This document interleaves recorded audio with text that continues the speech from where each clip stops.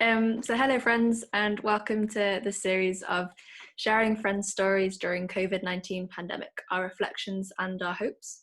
So I'm Faith Biddle and I work for Friends World Committee for Consultation, also known as FWCC. We organise our work through 4 different offices and they're split across different parts of the world. So we've got Europe and Middle East, also known as EMIS. We've got Asia West Pacific, also known as AWPS. We've got the Africa section and we've got a section of the Americas. And we collaborate all together. And today we're joined by the wonderful Robin Mohr, who's the section secretary of the section of the Americas, which is a huge section to cover. I diversity with languages as well as the different theological backgrounds of friends and varying worship styles as well. So definitely got her work cut out. But before we begin, Robin, would you like to tell us a little bit about yourself? Sure. Thanks, Faith, for this invitation to be part of this series. So again, I'm Robin Mohr, and I work with the section of the Americas, which includes all the Quaker meetings across all the branches of Friends between Alaska and Bolivia. And I'm talking to you from my home. I currently live in Philadelphia, in Pennsylvania, in the United States. This is where the office of the Friends World Committee has been for the last 80 some years. And I came to this work from Pacific Yearly Meeting in California. Thank you. It's good to be able to, what's been really great about this little series so far is being able to introduce friends to the faces that of course we know I know because we work together, but for many, you're just a really friendly face at the bottom of the newsletter. So it's wonderful to be able to talk in person. So thank you. It's my pleasure. And also on a side note, Robin, I like our coordination of blue here, all the way across the ocean. We found some coordination, it's great. First question I want to ask you is, what change have you noticed during your section during the COVID-19 pandemic? Well, I think one of the things is that friends throughout the section of the Americas have been affected by the pandemic. This is not something that happened in just one country, and I think that has been moving to many people to know that we're not the only ones. And many friends worship in small communities, small meetings in churches, but to know we're not the only ones, whether you're here in the United States or in El Salvador or in Bolivia, I think has been one of the experiences that we've come to recognize, that we're facing this together. One of the biggest things is that throughout the Americas, friends have turned to the internet to be able to stay in communication, whether that is for worship or for their business sessions, or now all of the North American yearly meetings are having their annual yearly meeting sessions online. And I think we are in the middle of the biggest experiment in Quaker practice in the last 100 years, maybe 200. And that is going to have long-standing influence on what happens after this. And so many things that we would have said were impossible before are suddenly imaginable. No yearly meeting in the Americas would have said, oh, we'll just meet by Zoom, if you had asked them in January of 2020. And now they are all figuring out how to do that.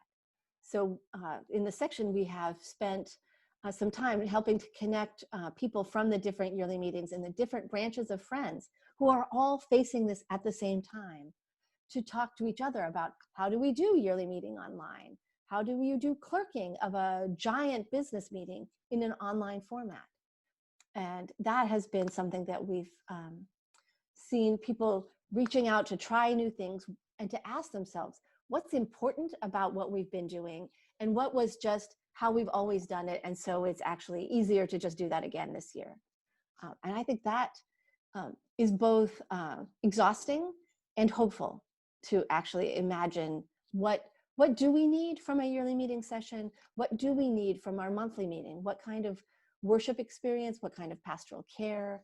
And to find out who is able to connect now that wasn't able to come when we were meeting in a meeting house in a given location on a specific day, we found that there are in all parts of the Americas, people who are attending worship who weren't before, and people who are not able to connect.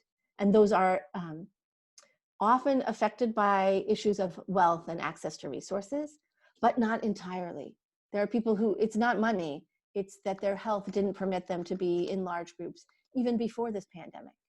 Or it's people who've moved away from the community where they were raised and where they still feel tied on a spiritual basis, but now it's not possible to be there on Sunday morning. And that could be in the US, people who moved away as adults. It could be people who've immigrated from one country to another, who are now able to be connected to their home church online. And that could be people who moved to the US from El Salvador. It could be people who moved to Brazil from Bolivia. And they're finding ways to connect with each other in this new format that wasn't possible before. And now we're going to have to be really thinking about what are we going to do when the quarantines end for this particular pandemic. How will we keep in touch with those people? What does membership mean for those people? What does worship mean for those people? And I think friends are talking about that, sometimes in very small corners and sometimes at yearly meeting sessions, starting to think about what is it that matters to us, about what is enough connection to feel like you're actually participating in the life of a monthly meeting or a yearly meeting. Wow. So it sounds like there's been yeah, a lot of things that have changed, and a lot of the change is partly the like collective reflection, I guess, and the learning from one another. And I think you asked some really interesting questions about how we define membership and how we define community, because so much about our Quaker networks is about community, and then how we define the kind of the boundaries of our community when we have things like the internet that can be so expansive. But I love that you've shown how much reflecting people are doing yeah, during this time. And of course, I think part of working, or our type of work, is personal because of so much of our faith that we bring to the everyday. So I want to ask you, what have you found particularly moving during this time from the section of the Americas? Well, one of the things that has been amazing, and I'll share the story. One of my colleagues, our coordinator of Latin American programs, is Karen Gregorio de Calderon, who always works from her home office in Guatemala. But in this time, she said, you know, now people answer my emails in a way that they didn't before. And we are getting so much more done because she's not spending her time chasing down, did you get my email? Can we talk about this? It's just partly because people are home, partly because people are more isolated in their physical life. They have been more open to connecting. And I think that's been a blessing in its own way. One of the things that I think has also been really important is the widespread effects of the pandemic, is that we know people who've been ill, people who have died, people who died of other illnesses, but who were not able to have their family members with them at the end because of the restrictions in the hospital or because they weren't able to travel. And that, I think, is also going to have a long-term effect. It was important to me to think about how do we provide pastoral care over the internet. And that's actually something that we've worked on in the section, is to like collect resources. And we have been really turning to friends in different yearly meetings and who have experience as chaplains, as hospice workers, to say, what have you learned about providing care for people in times of grief? And how do we do a memorial service or a bedside hospital visit over the internet? I think that's been important to me to see that there are people who've already been doing this, and how can we learn from them? Another thing that has been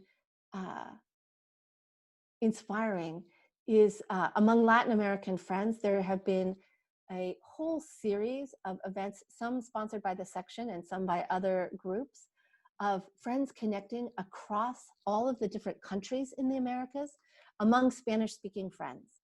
And so at the beginning of the pandemic, the Iglesia de los Amigos from Indianapolis, Indiana, in the north center of the United States, decided to host a Sunday night worship online, on Zoom. And they invited Spanish-speaking friends from anywhere to join them. And they partnered with us in the section of the Americas to connect with friends from the various yearly meetings in Bolivia, in Central America, in Peru, in other parts of the United States, to invite friends to join together. And I think that has been really a joy for friends to see and hear from each other. So there were 4 months of these every Sunday night worship services. And we had people who brought a message or a reading or a prayer from all of those different countries at different times, over the course of the series. They've now moved to being, twice a month on Wednesday nights because the quarantines are opening up. Our traveling ministry corps has been not traveling, clearly, since the middle of March, but they have found new ways to be connecting friends. So the Latin American friends decided, they're mostly young adults, the Spanish-speaking members of our traveling ministry corps. So they had 2 online conferences for Spanish-speaking youth.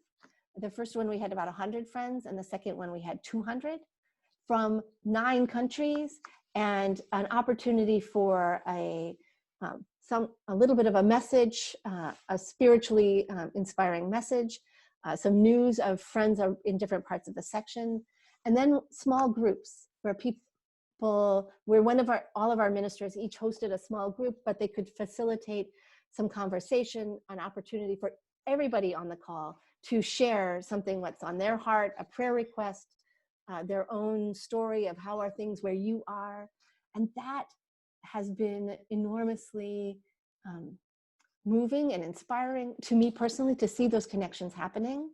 Last Saturday, we had 200 children in that same format, organized by the Traveling Ministry Corps and the Religious Education Committee of El Salvador yearly meeting, to have a Sunday school kind of a lesson about how we can shine for Christ in the even in the midst of all of the complications around us.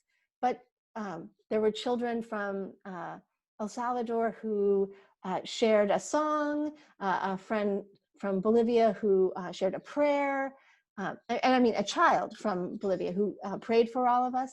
And then we had Sunday school teachers in 10 small groups. So each of the kids on the call had the opportunity to say, how are they? What grade are you in? What's your favorite food? And what prayer requests did they have?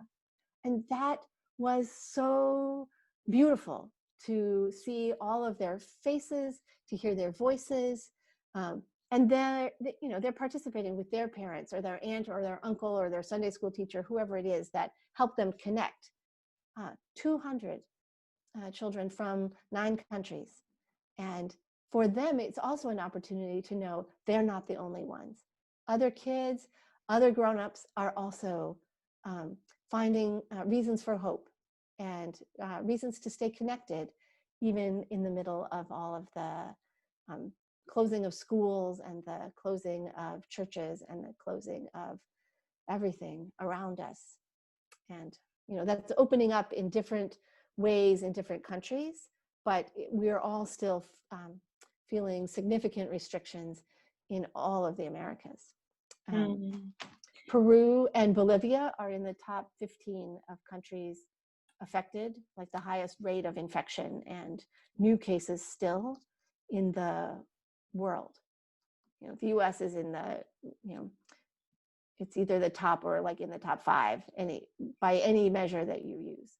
But here in Philadelphia, we still have a very high rate of infection, but our hospital system is coping. In El Salvador, the rate is actually lower and the hospital system is completely overwhelmed. One of the friends on our executive committee is a professional, he's a medical technician. He repairs ventilators and x-ray machines and things like that. And so he's been working overtime since the quarantine began.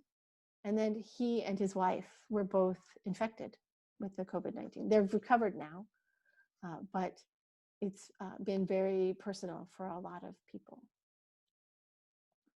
And we know that the testing is inadequate, both in the United States and in every country.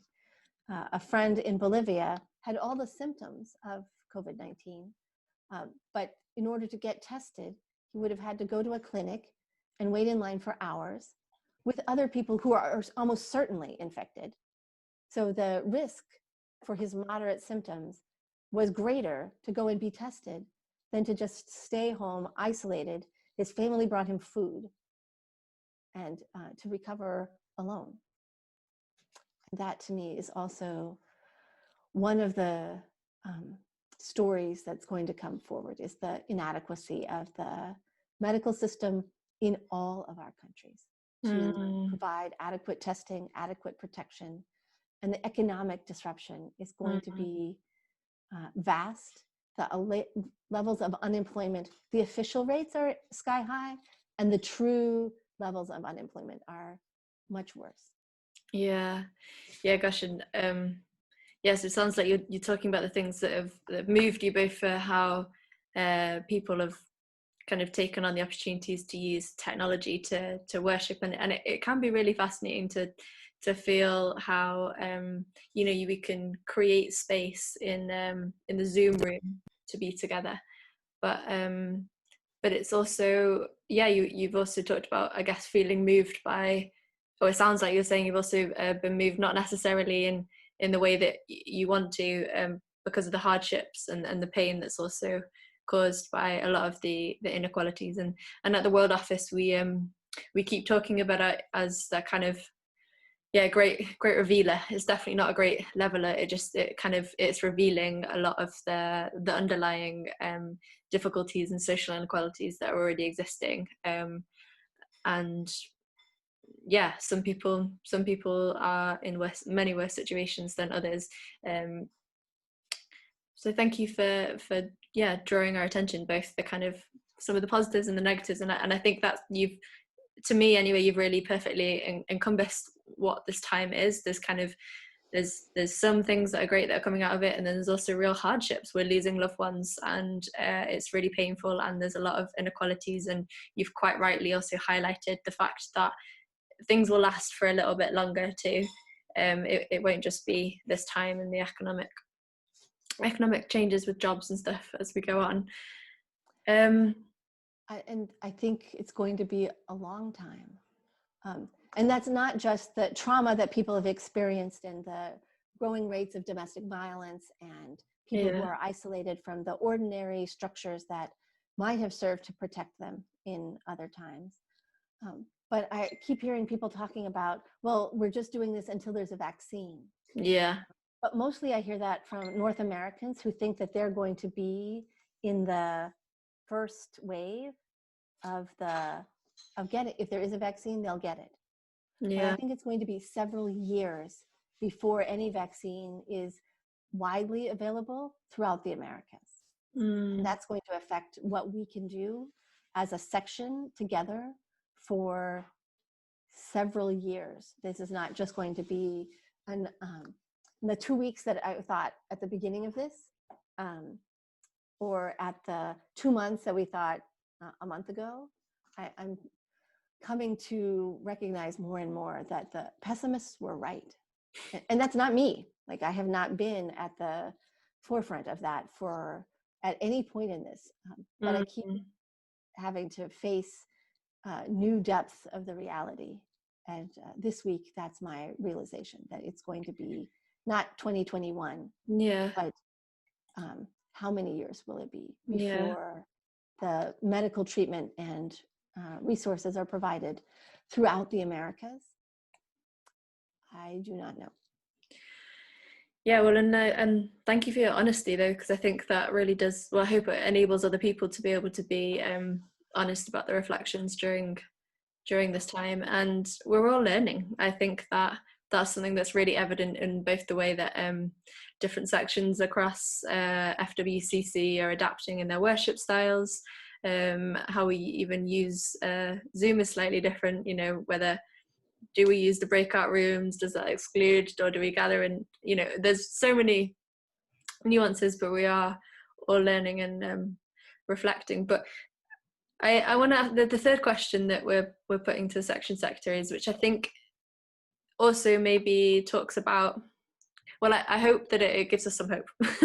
And that's partly what I want to gauge from you too. So from all the changes that you've seen that have happened in the section, you know, you've spoken about if it's just your colleagues responding to emails because you're suddenly all working remotely, and how that has changed the system internally, but also how communities are learning from one another, how they're holding online meetings online.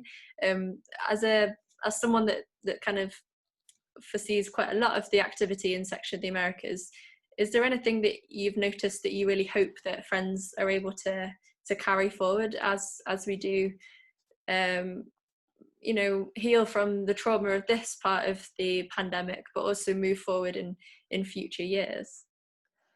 So I think that like you said, it's revealing truths about where we are, but it's also helping us to move in directions that we already knew that we ought to be. And whether that's environmental issues, that we knew that the carbon footprint of traveling to conferences is heavy. We knew that the restrictions on who can meet together because of the visas that are denied to people who've been named by their yearly meeting but cannot attend the conference has been affecting who we are and how we meet for forever. Yeah. So now the widespread adoption of online meeting tools has me thinking about how can we do that more effectively, even going forward when there won't be a health reason that we can't gather. There will still be limitations of who's willing to travel for money, environmental, or the border restrictions. There will always be people who can't come to whatever meeting in any country that you want to name. So how do we learn from this widespread, people actually had to stop resisting that, oh, we couldn't possibly do this online, like, and to spend all this time, energy, money, talent, thinking about how do we make that satisfying? How do we make that meaningful? And we will have learned so much in this 6-month period that I think we won't be able to go back to saying, oh, well, it's just not possible again. And I think that will benefit what we consider possible. And I think just the practice of trying something new, of doing the experiment, is good for us. It's good to be seeing, well, that worked and that didn't, and we didn't collapse because that didn't work. We're just going to try something else now. I think that is good for Quakers all over the world to say, we could try this. And I think the Friends World Committee has been good at that, actually, in the last decade or so that I have been involved, to say, oh, well, what if we did this? Let's try that. How could we do that? And, you know, some things have worked better than others, but I think that's something that Friends much more broadly have been willing, because it wasn't an option to do what they had been doing, to say, well, how do we make this work? And I look forward to seeing what that will be like when it's not restricted by quarantine, when we could really say, we're going to still meet online, but we're actually going to have the team in the office with all of the equipment and the support that we could provide them if we weren't having to be socially distant from our own staff. What could we actually do for friends around the world? I think that's going to be exciting to see what's possible in the future. Yeah, it's even from the World Office, it's been really exciting to see how Friends have adapted. So, you know, we held the first sustainability online conference in February, and already how the kind of Friends receptiveness to being able to engage with online stuff feels in a completely different space. So I think you're totally totally right to kind of draw that to our attention. And I like that you also sound like you're leaving space, Robin, for also what you might not have thought of, but that kind of element of you look forward to seeing what does happen, because I think quite right, it just shows that you really can't expect things to happen at a certain pace. Sometimes it happens faster, and sometimes some things are kind of, when I spoke to one of the other section secretaries, and she said, well, we'll all still need to have a cup of tea together at some point, and Benito from the Africa section said, well, singing and hugging is also a really important part of our worship, and we look forward to being able to put that back in some way. So the reevaluation of what's important, as you draw our attention to right at the beginning, I think also kind of brings it back now. But while we've got you here, Robin, you are a fountain of knowledge for all of the stuff that's going on in Section of the Americas. So I want to leave a little bit of time for any other kind of reflections that you want to talk about, because there has been so much that's going on, and I've seen in social media and on the newsletters as well. So is there anything that I haven't had a chance to ask you, but you're like, oh, I'd really want to be able to share this with friends? Then please, because now is your chance, just to put you on the spot a little bit. Well, I would say one of the things that's coming up next month is we're planning an online Latin American Women's Conference, which has been a dream for a decade. And I have talked to women in Bolivia, in El Salvador, in the United States about that possibility, and the barriers of travel, of the money, of the childcare that would be required to put that together have been overwhelming. But now that we can see the possibility of doing it online, it's going to happen, and it will be a reality. And that is actually a joy to say, this was something that if we had tried to do it online or in person, it would have been, it might be another decade. But it may be possible that if we do this online first, that we will bring new people into thinking about how to make it possible. How could it be possible in the future? What new leadership will grow out of a young woman in Peru getting to talk to her peers in El Salvador, to connect with older women in Bolivia, and to be able to say, oh, we have this in common. And I don't know what they will need or what will come out of it, but I'm really grateful for the opportunity to be part of the channel for the Holy Spirit to be moving, and the living water flowing through the Americas. So anyway, I'm really looking forward to that on August 15th. Yeah. Great, thank you.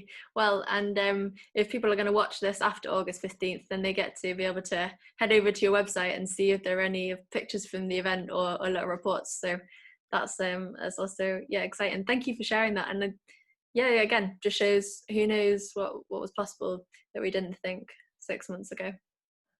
So the other thing that I'm thinking about is World Quaker Day, which is the first Sunday in October. I think this will be the 7th year that people have celebrated it. But I'm really looking forward to seeing what friends come up with this year, with all of the new adoption of different kinds of technology and communication. What will come out of that? And will people find other ways of connecting with friends in other countries, in other sections, or even with the friends they haven't seen in person in their quarterly meeting? Anyway, I'm looking forward to how that might be different this year, because more people have adopted the technology to be able to connect across broader distances than any year. And we couldn't have forced that. It's kind of like experiments you can't have experiments about how to treat certain diseases, because it's not ethical to inflict that on anybody who doesn't already have it. But now, we're getting to see what happens if people don't travel internationally. What happens if friends learn to work online? Anyway, Yeah, I don't know how that works. I'll put a link for those that haven't heard of World Quaker Day, so they can see previous reports from past years and past themes, and yeah, and we've got a really good theme for this year about what does it mean to be a Quaker today, which again is fascinating for what it means in this time and how we respond as a global community and also in our own smaller pockets of the world. Thank you, Robin. It's been a joy to talk to you. And I mean, I work with you already, so I hear lots of good stories. But it's really great to be able to get this little Zoom room to be able to capture some of that in live form, to be able to share with friends across the world. So thank you for giving us your time. Thank you for inviting me, and I am so pleased that this is going to be something for friends in other sections to be able to hear what we're doing. And I'm really looking forward to seeing the videos, the interviews with friends from the other sections, and to see how that is all, what do we have in common, and what is the unique gifts that each of those people bring to the work we do together. Oh, well, wonderful. Thank you. All right, thank you.